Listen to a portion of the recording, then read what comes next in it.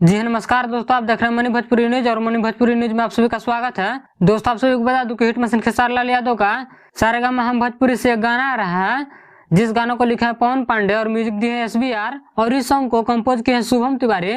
दोस्तों आप सभी को बता दूं कि इस सॉन्ग के बारे में इस सॉन्ग का राइटर पवन पांडे अपने फेसबुक पेज से जानकारी दिए हैं। दोस्तों आप सभी को बता दूं कि अपने फेसबुक पेज से पवन पांडे लाइव भी आए थे और एक पोस्ट भी किए हैं, जिस पोस्ट को आप लोग स्क्रीन पर देख सकते हैं। और इस पोस्ट में लिखा है, मेरा लिखा हुआ गाना खेसारी जी और नेहा राज की आवाज में रिकॉर्ड हुआ था और 6 नवंबर 2022 को दिल्ली में खेसारी जी और यामिनी सिंह के द्वारा शूट हुआ था, जो सारेगामा से रिलीज होगा। एक महानुभावक द्वारा गा दिया गया है। जब मेरा गाना छूटेगा तो लोग मुझे चोरी का इल्जाम लगाएंगे।